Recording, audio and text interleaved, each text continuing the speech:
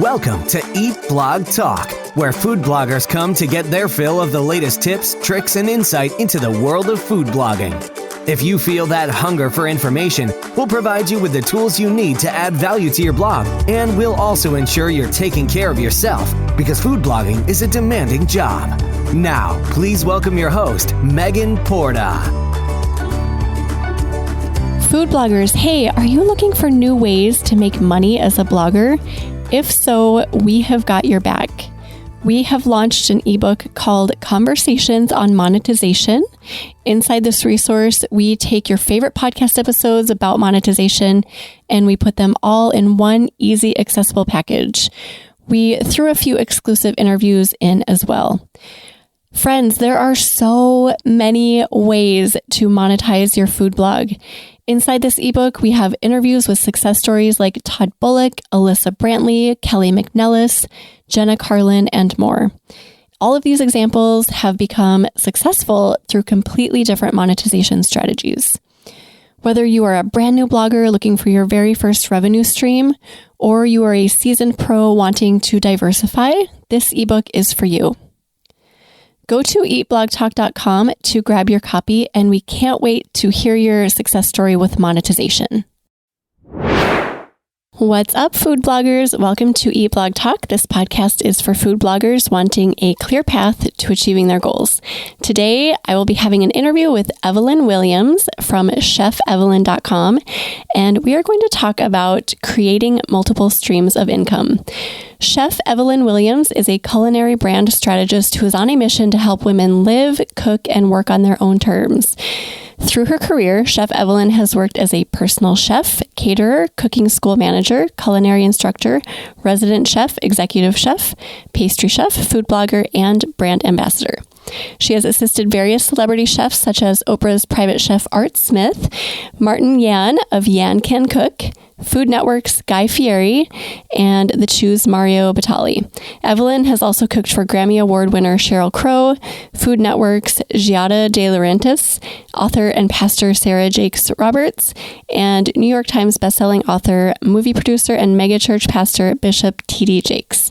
Evelyn is also the author of the book A Fabulous Year in Food, 52 Delicious Ways to Connect with Family and Friends, the host of the Eat Out at Home podcast, and creator of several web-based video series.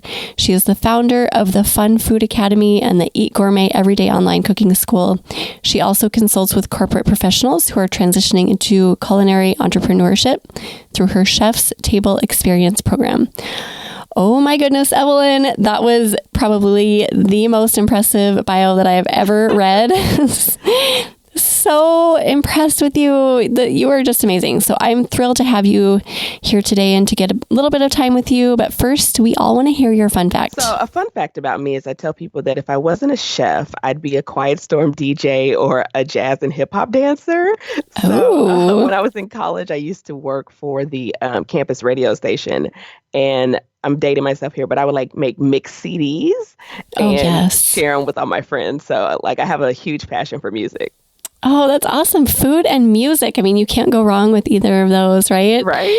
That must make you just the happiest person ever, because food and music make everyone happy, I feel like. Yeah. Well, that's super fun. And you're here today I feel like there's so many things I could talk to you about, but you're here today to talk about diversifying. This is a massively huge topic right now for food bloggers, with the constant ups and downs from Google updates and algorithm changes from every platform. We're constantly looking for more revenue security, I think probably than ever in the past. So you, Evelyn, have quite an expansive array of interests and jobs within the foodie field. You've done it all, it seems like. So I feel like you're the perfect person to shed light on this subject.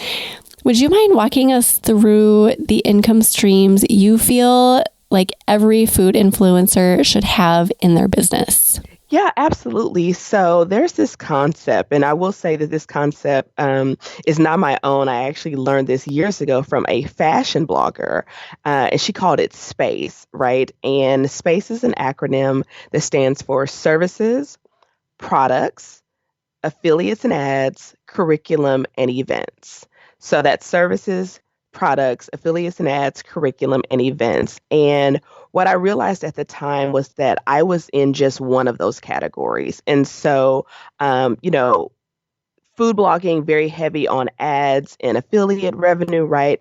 And I was in the category of heavily service-based, right? So if I wasn't there to cook for my clients, then the revenue wasn't coming in, right? And so even after what we experienced in 2020, I feel like being in multiple categories is super important, right? So if you can't be there physically, or like you said, the algorithms are changing or the platforms are changing their rules, right? Like it's important to have something that you can control. Yeah, definitely. And so many food bloggers, myself included, go along for so long relying on ads. And some bloggers don't even have ads yet and want to add just any source of income. Where do you recommend food bloggers start with that SPACE acronym, which is amazing, by the way? I love that. It just kind of frames just so many different ways that you can earn. But where would a food blogger start? So, one of the things that I think is really kind of right under the nose of food bloggers is this they have two really amazing skills that they could sell immediately. One is recipe development, and the other one is food photography. And so I would put those under the category of like a service, right? So if I'm a food blogger and I'm creating this amazing content, I've got these amazing visuals, I'm creating these, recipes for my audience and my following. What I know for me as a brand strategist is that there are companies that in order to produce the kind of content that food bloggers are producing have to hire a whole staff. They're hiring a chef and a food scientist and a food photographer and someone to style the kitchen and a kitchen assistant to grocery shop, right? And so pitching your services initially, if you're not making the kind of revenue that you want from your ads and your affiliate links to these corporations, instead of as an influencer based on maybe follower count or monthly blog impressions, but as a service provider saying, I can create this content to live on your website, to live on your platform versus relying on your own traffic that you're still, building that following, right? That skill is the same skill set. So I always recommend my clients that have food blogging as a revenue stream and they're kind of waiting for, the bigger partnerships to come in, the bigger sponsorships to come in, or for their, their affiliate commissions to really become reliable, is I tell them pitch that same skill that you're using to create this amazing content for your own blog as a service to those companies. That is such a great idea. I have never thought of that because those recipes have to come from somewhere, right? So why not you? You're a food blogger. You produce amazing recipes anyway. So yeah, you can be a service provider instead of a food influencer right off the bat. That is brilliant. I love it.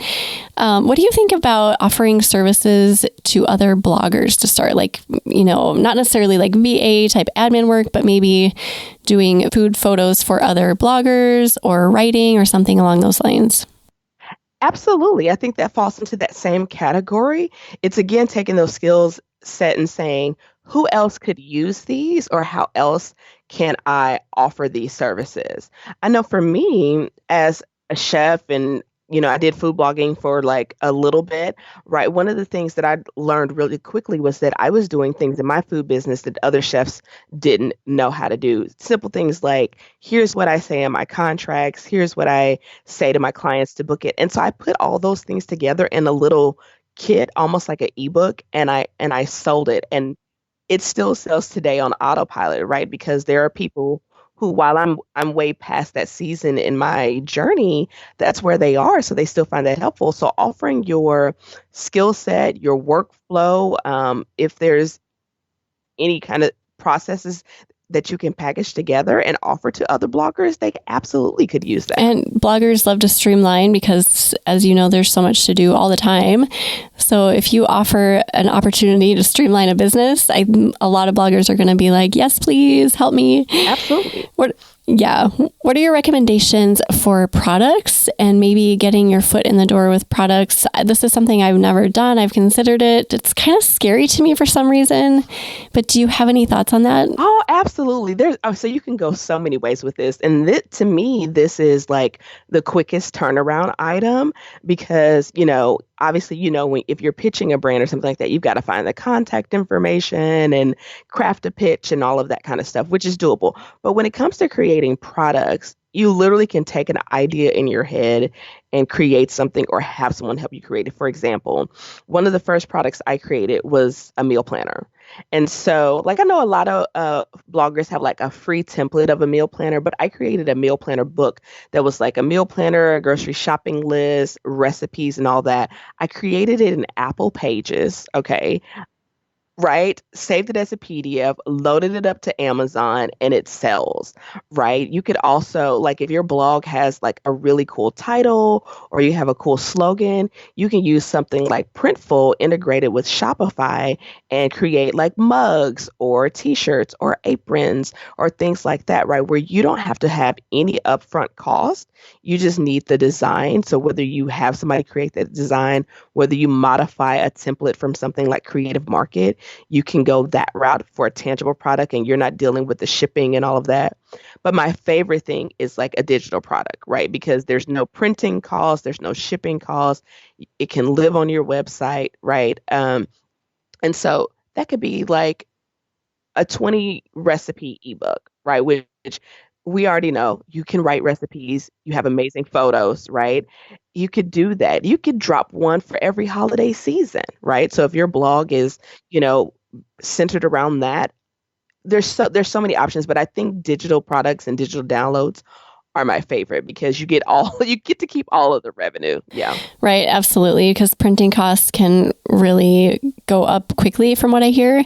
And also ebooks or digital products are a great way to test the waters with what people are wanting from you, I think, without investing all that expense in printing and other things. So you can see like, oh yeah, that ebook did great. And then maybe you do want to do a print on demand or something like that. But it's a great way to see what your audience is liking from you. And it's so easy to create ebooks. Like you said, we're all creating recipes anyway. We know how to take photos. We know how to do a lot of graphic design and layout. So an ebook, I threw one together in a few hours this fall. And it was one of my first ebooks I've ever done, but it was so easy and I'd put it off for so long. And once I did it, I was like, oh my gosh, I need to do that like probably weekly. What are your thoughts on affiliates? Because this is something that a lot of people do with Amazon associates and kind of just let it sit and marinate on their sites and not really pay attention to. But do you have any thoughts on how to dig into this? Yeah, so here's the thing. I have a I want to say, unpopular opinion about affiliates. I think they're great. I also think they shouldn't be your only revenue stream. I think they're an add-on, not a only.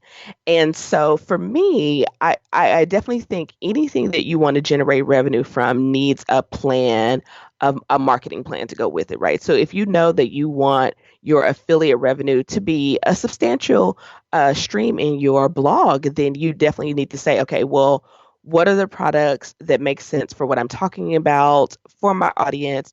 How often am I, promoting these? Am I sharing these, right? Do I have a tools list? Because people always ask me, well, what kind of knife is that? What kind of cutting board is that, right? Right? Is that in your email newsletter? Is it in your welcome sequence, right? So you have to have a plan for it. But I think that a lot of times people think if I just put the links out there, people will click on them and then I'll make the money. It's like you have to have a plan of refreshing that link, right? Because different affiliate programs, the windows are different, the cookie window is different. And so, really saying how much content do I want to create to market my affiliate links if I really want this to be something substantial. And so including that in there, right? So just like if you had that ebook, okay, how often, what kind of content am I going to use to push this ebook or to promote this ebook? It's the same thing with your affiliate relationships, having a consistent promotional plan for those. So if there were a food blogger who came to me and said, Megan, I'm really great at promotions and taking all the products that you have created in the past and implementing them into your schedule and your plan for the year, I would hire them. So if anyone listening, because that is my problem, I create things and then I just like let them go. And I'm horrible about going back and revisiting and repurposing. And there's so much stuff that I've made that is literally just sitting doing that. So I mean, that is huge for food bloggers. We love to create, and some of us like to promote, but I don't think all of us do. So that is a hang up for me personally. And what I found, Megan, is that I think there's a difference between like a content plan and a promotion. Yes. So we know about editorial calendars. We know about, okay, this blog post or this video or this podcast is going to go up on this day. And we even have a process in place for how we create that content, whether we're batching or whatever we're doing, right? But when it comes to the promotional plan, and this used to be my weakest point, right? Like I was like, okay, I've got videos going up every week. I've got a podcast going up. I've got this going up. And then it was like, well, what's your schedule for making sales, right? Whether that's pitching to brands for partnerships, like, are you saying I'm going to send 5 pitches a week? Are you saying, okay, I'm going to promote my affiliate link twice a week, once my Instagram stories, maybe, once my blog or in my YouTube channel description box, right? So I think having that content plan is fantastic. And then laying a promotional plan, or I like to call it my clients a profit plan, right? On top of that, to make sure that like, okay, every 2 weeks, I'm going to mention my ebook, and every 4 days, I'm dropping an affiliate link, and every once a month, I'm going to talk about this and something, right? To know that I'm building it in a schedule just the way I do with my content, that I need to ask for sales or ask for people to click the link or pitch. Yeah, I need that plan. You can't just assume that people are going to remember, oh yeah, she was selling that video course 3 months ago. I'm going to go back and seek that out, because that is not how people work. They need to be reminded, and they have to see things over and over again, right? Isn't it like, I don't know what it is now, it's like 16 times or something before they'll actually purchase it. And if you keep that in mind, you realize that you're probably really underutilizing that as a good strategy, just like putting it in front of them. You put it in an Instagram story, put it in a post, put it in your emails once a week. I mean, there are so many ways to get your stuff in front of your audience. I know I'm not alone in saying that I feel that I'm annoying people or that I'm overselling myself. But what do you think about that? Because I think that's probably not a great viewpoint to have. Yeah, and I think, what, to be fair, a lot of us have been there. I have definitely been there thinking, I don't want people to think that I'm, shoving my affiliate links down their throat, or like, hey, buy this, buy this.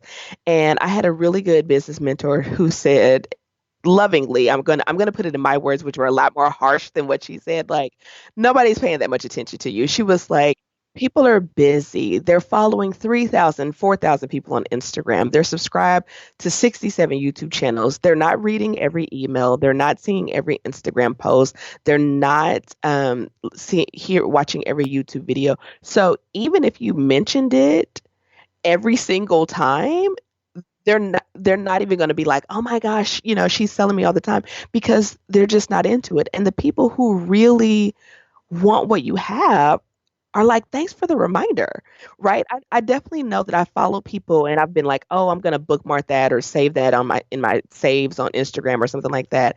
And then like 3 months go by and I'm like, oh yeah, thanks for the reminder. I'm never annoyed, particularly if it's something that I want. They're following you because they want your content. They like your recipes. They love your stories. They like the way you make that certain thing.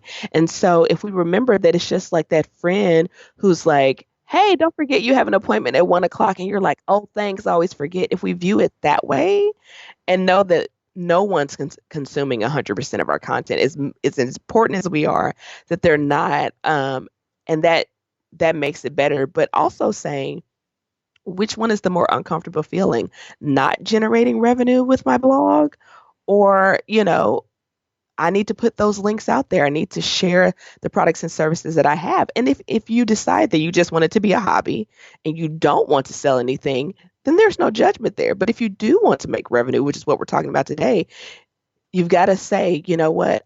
I'm doing this. I've put my hard earned effort and energy and skill set in here. And there are people who are looking for what I have to offer. And once you realize there is someone who's looking for what you have to offer, you want to make it easy for them to find. That is gold right there, Evelyn, what you just said about which is more uncomfortable, putting it out there and being worried that people are going to judge you or be annoyed, or not doing it and missing out on everything, money and connections and adding value to people's lives. That when you put it that way, it's like, oh my goodness, that's so silly, because the people who are annoyed by you, you don't want them in your life anyway. You don't want them looking at your feed or reading your emails. You want them to go somewhere else where they want to be. So I mean, I should just like write out that and put it next to my monitor, because that makes sense to me. That really rings true to me. You know, because you can get so caught up in the worrying, like, oh, what do they think? Who cares? Honestly, who cares? Right. You know, when people unsubscribe from my email newsletter, I'm like, good. No problem. Yeah. It really is. I want you to find a place where the person is delivering you the kind of content you want, right? And if I'm not that person, that's totally okay. That just makes more space for the people who are like, yes, Evelyn, send me all the things I want to know. Yeah. That is so true. I think that is a message that all of us need to hear. So you also mentioned curriculum and events. So can you talk us through those things? Yeah. So curriculum is probably my favorite. And curriculum can look like a lot of different things. That can look like courses, that can look like classes, and that can look like consulting. So all of the, like, there's a lot of alliteration there, but all of that falls under curriculum. So for me, I do all three, right? So I definitely do courses. I do food courses, and I do courses to other culinary entrepreneurs, right? So like right now I'm in the middle of teaching a 5-week intensive of how to make money with cooking classes, right? And so so that's a course that I offer to other culinary entrepreneurs, particularly those who want to teach or move that skill online. But I also teach cooking courses to people who want to learn my style of food, right? So I have both sides of that in my business. So that's courses, right? Or classes, either way. And then curriculum or consulting is when I'm walking people through the business part, right? So you don't necessarily have to teach people the business of blogging. Let's just say, for example, I used to work for a company that was a gourmet retailer here in Dallas, Texas. And every year they had this event called Passport, where they featured the cuisine and the culture of a certain country in the world. So, I mean, they've done this for like 15 years. So they've done a lot of countries. And what they would do is they would reach out to people who were living in Texas, who were natives of those countries, to make sure that like the food that we were presenting was authentic, that there wasn't any kind of like appropriation going on, right?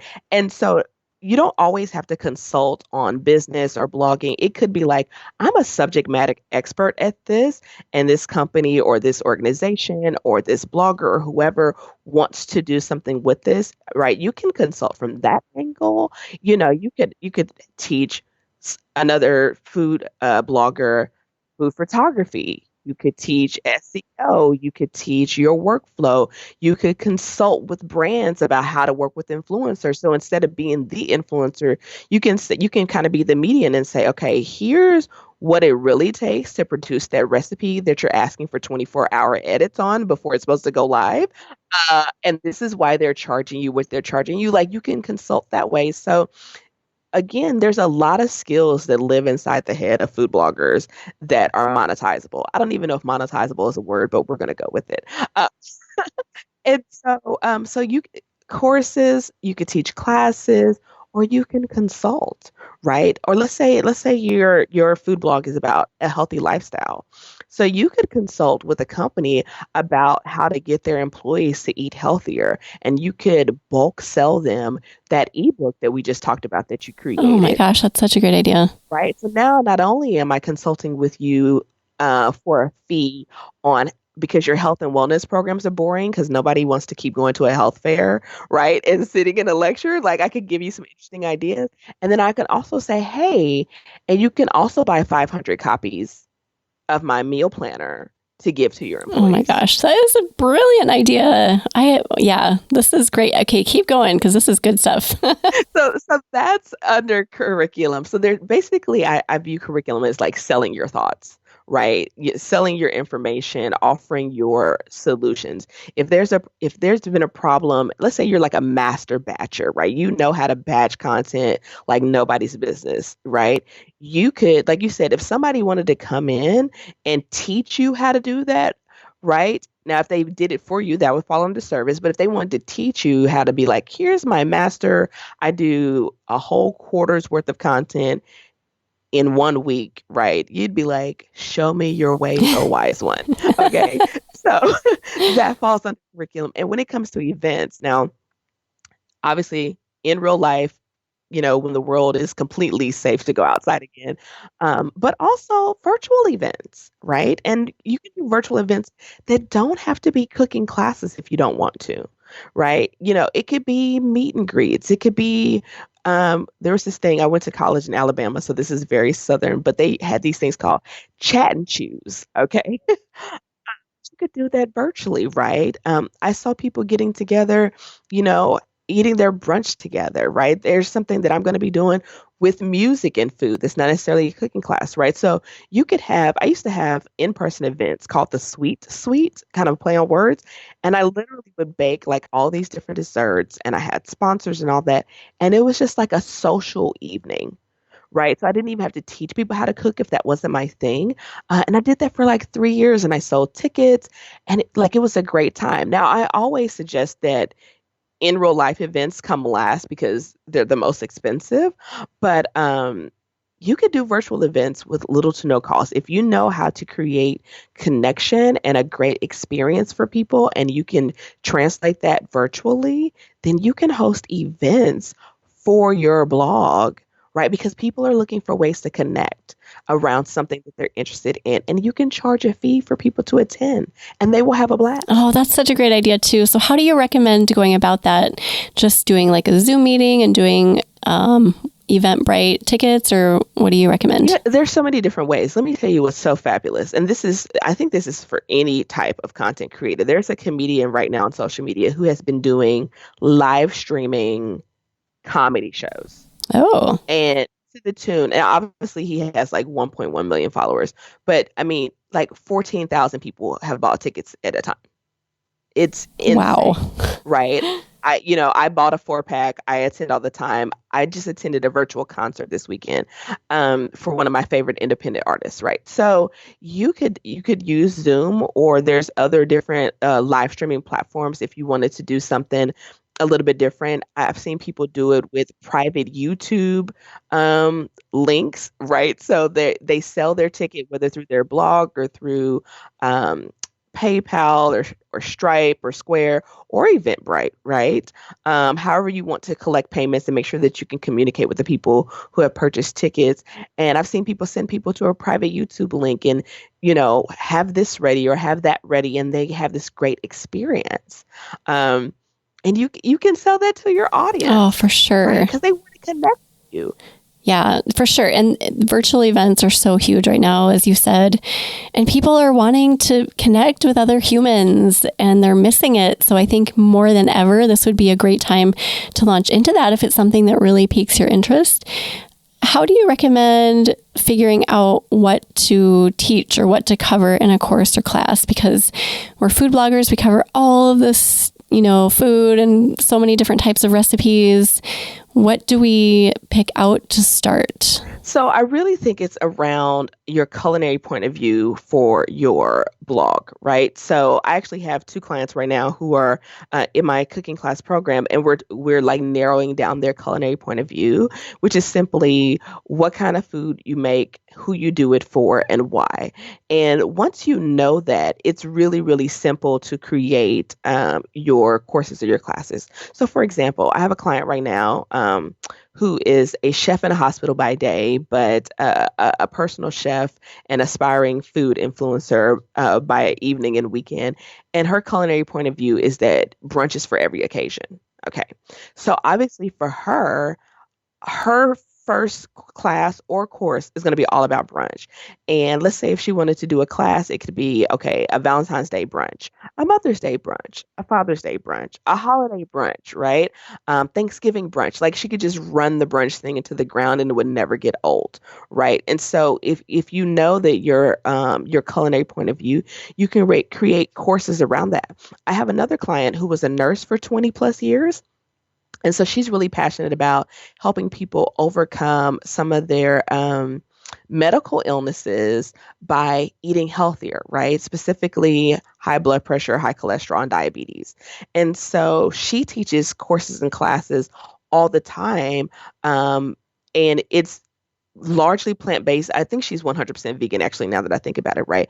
But because she knows that her audience is specifically people who have those ailments, right? She's working with doctors' offices and, different organizations who are helping people with those ailments, right? And she's teaching classes every month, right? Because she's very clear about what kind of food she makes, who she makes it for, and why. So yes, as a food blogger, as a chef, as a food influencer, we can cook anything, right? Like you put anything in front of us. But when you know what your culinary point of view is, it makes it really easy to say, here's the type of book that I can create. Here's the type of classes that I can host or courses that I can teach. And I know where to go and find the people. This is just another reason to figure out what your niche is and maybe niche down even further than where you're at so that you can get really specific about what exactly you're providing to people. Because if you provide every type of recipe, which some blogs do and they're wildly successful, but I can see where that would make it more difficult to land on a topic.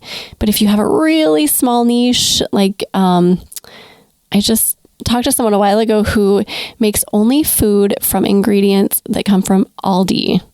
And that is like the coolest, super specific niche ever. Something like that is, I mean, you could go crazy. You could make just dinners from Aldi. You could make breakfasts from Aldi. Like you said, you can go crazy with just one, like the brunch thing and different themes, different holidays. So I am such an advocate for getting that like micro niche, just something really small. And this is another good reason too. Is there anything else that we haven't touched on within your 5 categories that you want to talk about before we move on? No, I think that we've got, I hope that, those that are listening have a pretty like good view of, oh, I could do this, and they can start to, see themselves in those different categories. So I think we did pretty good. You gave so many great little tidbits there that I had never thought of. So I am pulling extensive value from this. So thank you for those. Now let's talk about marketing, because we talked a little bit about overwhelming our audiences, but what about when we're delivering like something from each category? Let's say we dive into something from each of the services, products, affiliates, curriculum, events in a 6-month period. How do we deliver that without making them confused and just irritated? Because that can be a lot. Yeah, it can be. And so here's the thing. As we kind of look at that SPACE acronym, some of those revenue streams can be heavily business to business, right? So we talked about like if you're offering a service to other bloggers or to companies or corporations or organizations, that's probably not something that's going to go on your Instagram feed, right? That's something that's going to happen via email or a pitch, similar to the way you get sponsorships and campaigns, right? You're not necessarily posting on Instagram, hey, brand X, Y, and Z, download my media kit, right? Like that's not how you market your thing. So the first step is to know which things are kind of behind the scenes that your audience doesn't necessarily need to see. And already know that, okay, that already lightens the load, right? So if I am offering a service or something like that, that's probably not going to be front facing necessarily. Unless you want to revamp your business model and then that's front facing, then that's a different story, right? When it comes to, so that's that, let's take the S's off of there because that's usually more behind the scenes. So now we're left with pace. And so affiliates, to me, if we hop into that category, that's your links and then that's your, your advertising, that's your sponsorships, right? That to me is more subtle, right? So your links are more something that they're embedded into your blog posts, they're in your YouTube description box. Yes, occasionally you're doing a swipe up if you can do that on your Instagram stories, right? So it's more subtle and not as like, hey, on, February 14th, I'm doing a Valentine's Day class. So again, this goes into that promotional plan, right? And so if you know that, okay, I want to do a Valentine's Day course and I want to promote that for the 4 weeks leading up to Valentine's Day, then I'm probably not going to be promoting my ebook during that time, right? But that's looking at that promotional plan. So it's laying out when are you going to have certain what I call bigger campaigns in your own blog, and knowing what that promotional process is going to look like so that you don't confuse people, right? Your ebook or something like that, if you're launching that initially, you're probably not going to launch that and a class at the same time. Right. So if it's like, okay, I'm releasing this ebook in April. So I'm going to spend March and April and it's all about the ebook. Yes. During that time, are people going to click on your affiliate links? Absolutely. Could you possibly have a sponsored content during that time? Sure. Right.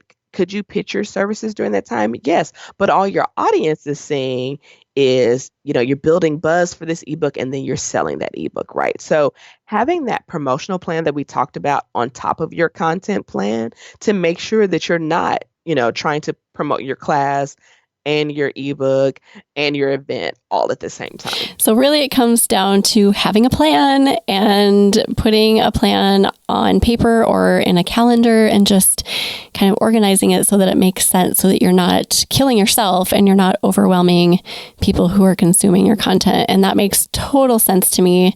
I don't know why I've never put together a promotional plan, but after this, I'm definitely doing that because that stresses me out.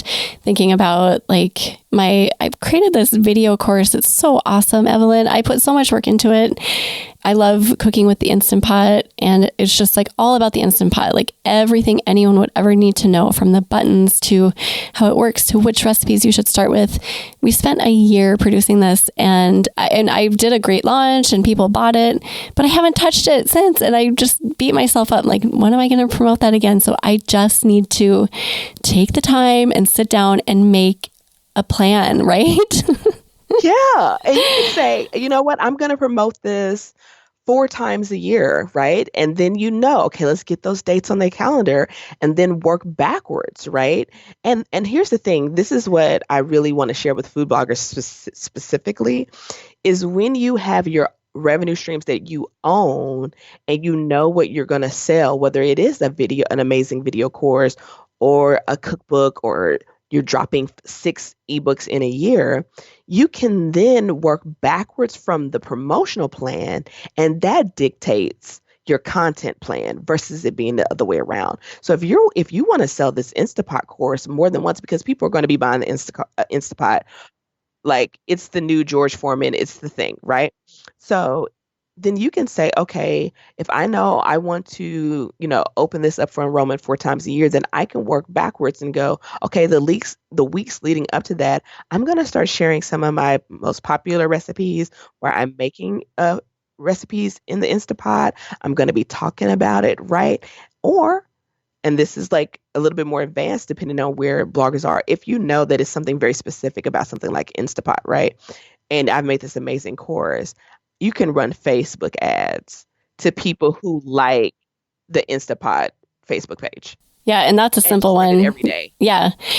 People on Facebook go crazy over the Instant Pot. There are groups that have 1 million plus members just to talk about the Instant Pot. So yeah, I mean, there's so much opportunity that I'm missing out on. I do realize that. But I like your idea of working backward and then aligning your content with your promotion. That's brilliant. I'm totally going to steal that from you. And you have inspired me because a lot of us do have those products that are just kind of sitting there collecting dust. We need to dust them off and just put them to use because people want it. People want my Instant Pot course. I saw that with my launch. So here's a question I have for you. I did this email launch and it was really effective. I started maybe 2 weeks before and just kind of built up suspense, got people excited. And then I had like maybe a 3 or 4 day period where people could purchase at a discounted price and they bought it. They loved it and they bought it.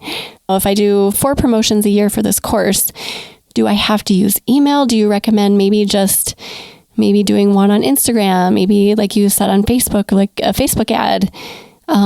How do you recommend going about that? So it's really up to you and how you like to work, right? For me, I don't like reinventing the wheel more than once. I think it's the former engineer in me. So if I have a process that works, I want to rinse and repeat. Obviously, I want to tweak it, right? So here's the thing. You have to know that by the time you run it again, you're going to have new people in your sphere of influence, new people on your email list who have never heard of this, seen this, experienced this, right? Or people who missed out the first time, or maybe they didn't have an Instapot at the time, or maybe they weren't convinced of the joys of an Instapot at the time, right? Who are like, ooh, next time, right? So it's up to you. And here's the thing, you could lift those emails, right, that you had before, update them and reschedule them, right? Or someone may say, maybe they like doing live streams on Instagram or Facebook as part of their launch. So I don't think there's a right or wrong way, but I would say if you know you've got a formula that works to make it easy on yourself, you can rinse and repeat it. Now, if you want to change it up because you're like, oh, I don't know if that part went that well, or this could have been done better, I'm all for improvement, right? Improving conversions. But to save yourself work, rinse and repeat. It doesn't sound sexy, but it also makes, earning money doesn't have to be hard. Right. Oh my gosh. Amen to that. That's one of my new mottos for 2021. I've worked my butt off my entire life. My dad was always like, you have to work hard. And then like looking back, I'm like, okay, he worked really, really hard, but there was never an abundance of anything. So I'm just to the point where I'm like, you know what? It doesn't have to be that hard to make money and to enjoy life.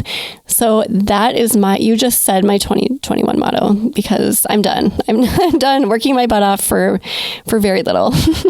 Yeah. In full transparency, right? Like I offer things like all the way from the low end to like super high ticket in my brand, right?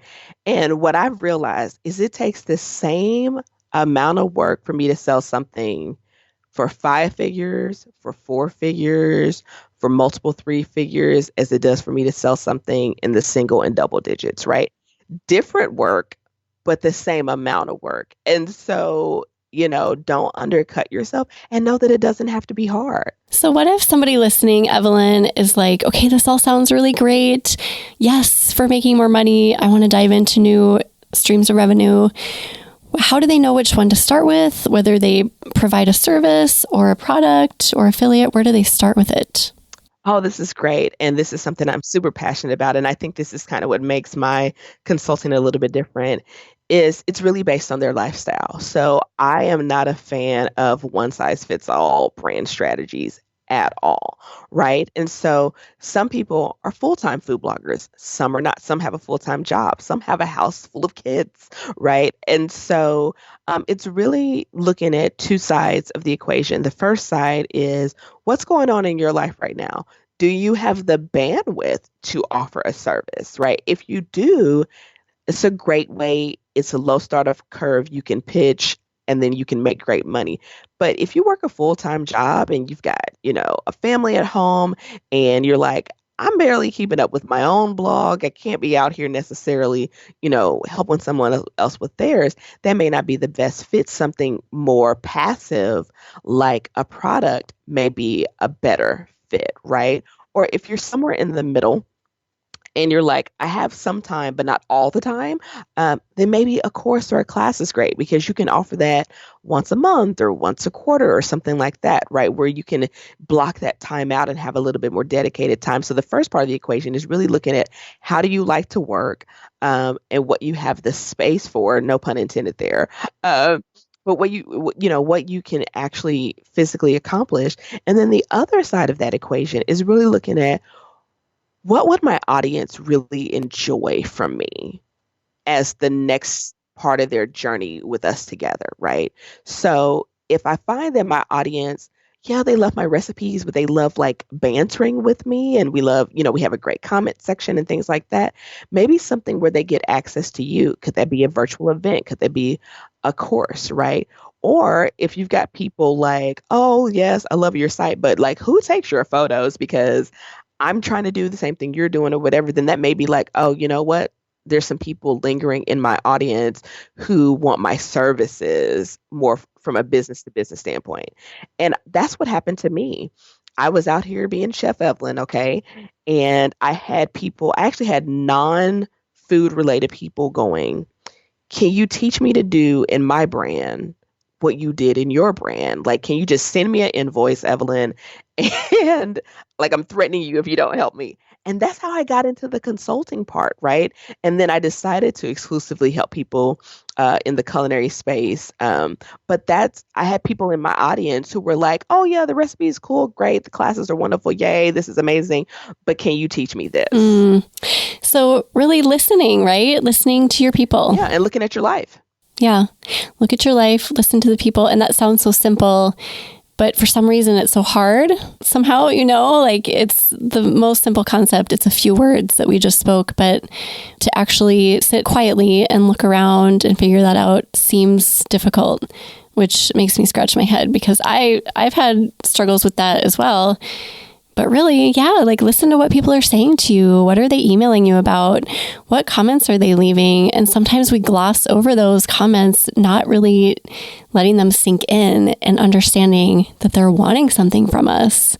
You just mentioned photography. If someone's saying, oh my gosh, your photos are stunning over and over, then ding, ding, you need to probably tune into that. Yeah. It's so interesting. I tell my clients all the time, I was like, if you listen carefully, your followers or your potential clients are trying to give you money. You just are not listening properly. I have a client who owns a spice company, right? And she said, Evelyn, I get these emails and people are like, well, can you offer sample packs because I want to send like a variety pack to my friends and my family. And can you offer like bundle deals or whatever? And she was getting frustrated. And I was like, wait. I was like, they're not asking you to do it tomorrow. They're basically saying to you, I'm trying to find other ways to give you my money. Can you create more ways for me to give you money? I was like, these are good questions. Yeah. So pay attention to those things. Yeah. Yeah, absolutely. So we covered this a little bit, but I just love this phrase. This applies to so many things in our world. The phrase start where you're at, because there's nothing daunting about that. Just taking a look around and seeing where your feet are planted in this very moment and just starting there instead of looking ahead to this future thing that you want for your business, because there can be such a big gap and you think, well, there's no way I can get from here to there. But if you start where you're at, that's doable. That is 100% something that all of us can do. So tell me what you think about that, like starting where we are and moving forward with just launching into creating additional streams of revenue or launching into figuring out what people need from us. Yeah, I mean, I will say this. I never recommend people to go out and try to create all 5 revenue streams at one time. That's a lifelong journey, right? Of having this really thriving business that has all these streams of income running at the same time. So that I definitely want to calibrate that yes, these streams are available. Evelyn is not telling you that you need to put all those things together in the next 12 months, right? But I think also, the approach that I like to take when I'm working with people is look at the revenue stream that you have. And are you maximizing it to the best of its ability before you add another stream, right? And I call it growing a tall tree with deep roots versus having a whole bunch of little bushes. And so I love talking about creating multiple streams of income, but to your point about starting where you are, I know what happens. People hear this and they're like, oh my gosh, I have so many ideas. I'm so excited. And they want to turn everything on at the same time. And what happens is those things all become little bitty bushes. And so, they get a little revenue over here and a little revenue over there and a little revenue over here versus going, let me pick one that I can really sink my teeth into and that I can, 10x it, right? And make every step of the process or every part of it the best I can where I'm at with the skills that I have, right?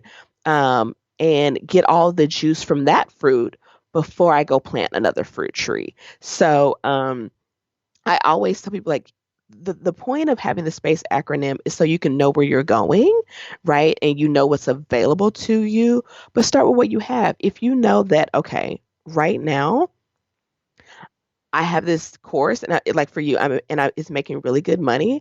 I'm not going to tell you to start offering a service or create events or whatever. I'm going to say, are you giving that course as much love as you can to get as much juice out of it as you can, right? How many people have had eyes on it? Work that until it generates the kind of revenue that you want. And when you get into a place where it feels really good and you can, I don't want to say run it on autopilot, but it's bringing in the kind of revenue that you want and you determine what that number is, then you can say, okay, I've maximized this revenue stream. It's working really good. There's some stability here. What's next? And so really starting where you are, because I think a lot of times people think that if they're not all the places doing all the things that they're missing out, right? And that's not really true. So true. So true. And you use the analogy of like juicing what you have until you get all the juice. And I had this picture pop into my mind, like you wouldn't create a batch of lemon juice and like half juice all the lemons and then set them aside because you had another lemon in front of you, like you would juice every lemon and then you would throw it away and then you would start juicing another lemon. And I am so guilty of this. I have so many unjuiced lemons sitting in my archives and in my files in my computer, and it's almost embarrassing. But another thing for 2021 for me is that I am going to go back and juice all of those lemons because I feel like I can't move forward until that's done. I'm just adding heaps of things that are untapped, and I need to go pay attention to them. Yeah, and that's what confuses your audience, right? If you've got a new thing every month, they're just like, oh, I can't keep up. But if they know like, oh, I can come to Megan for this, or I can come to Evelyn for this. And it's like we talked about before about not confusing people, right? That culinary point of view. If you've got a course on brunch, but you're hosting an event on vegan meal planning, but your ebook is on making your homemade nut butters, like I'm so confused, right? So that's why I also like, we love to create content, right? We love it. Like it's a love hate. We love it. It's a lot of work. We hate that, but we love it, right? But you don't have to be that way with what you sell. I mean, I know it's so cliche to hear this, but like Chick-fil-A is selling the same chicken. That's it. And they're like, I think they're $1 billion brand, I think almost, or a multi-million-dollar brand, but like they're selling the same chicken. And we don't get sick of it. We keep it back. Right. That is a great point. And I'm laughing because I am the worst with this and I confuse people, I'm sure, all the time. I'm always doing I did a cooking class for an Instant Pot meal, which I guess fits with my course. But then I did one on baking bread. And then I did one on a dessert. I think I was cookies. And I mean, I've got all kinds of different stuff. So I need to just hone in on it and figure this out. So I'm sure everyone's like, whoa, now she's a bread expert? Huh. Interesting. We've all done it. We've all done it. Oh, goodness. I am guilty. Well, this has been so amazing. This is one of my favorite episodes I've ever recorded. I've so much written down. You would not believe my notebook. And I'm going to totally create you call it a profit plan or a promotional plan. And I'm going to email you in a little bit and tell you that I have done it, because that will be my accountability. Yes, I want to see.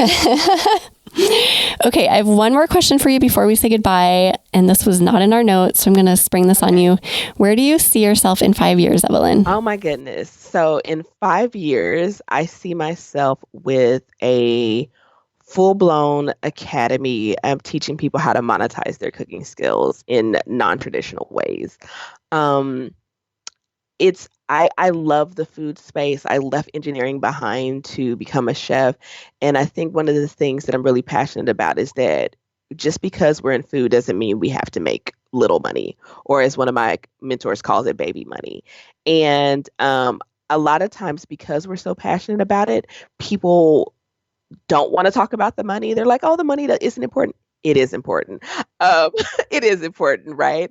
And so for me, yeah, having this academy where I can help people really get clear on that culinary point of view, really get clear on that promotional plan, really how to make it a sustainable business, and not just an occasionally paid hobby.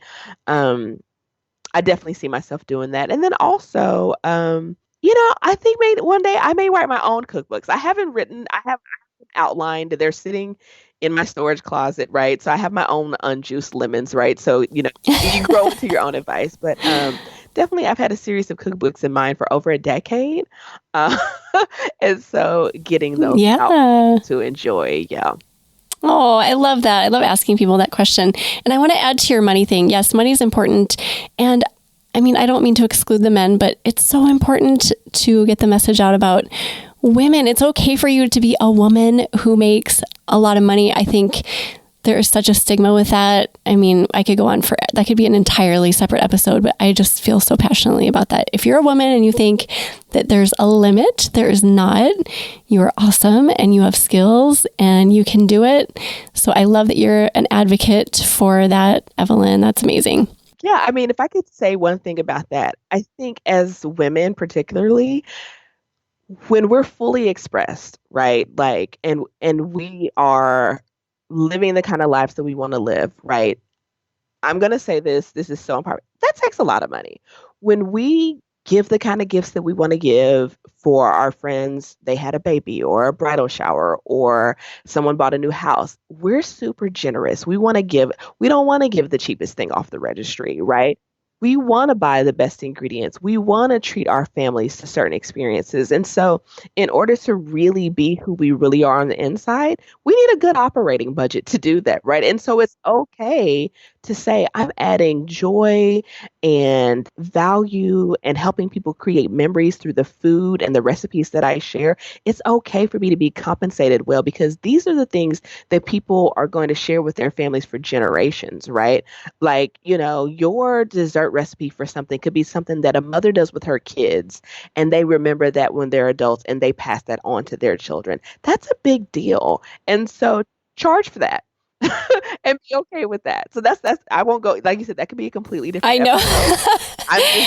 That's all I'm gonna say on that. I know. And it's not greedy, right? I mean, we get so caught up in our own thinking that, well, I shouldn't want that. I shouldn't want the best ingredients because that's greedy. I should be able to settle for getting this gift for my best friend because that's greedy to want more. And I disagree. I think if you want to buy the best ingredients for your meals, you should do that. And just reiterating, yeah, you're adding value to people's lives. You're not stealing from them. Goodness.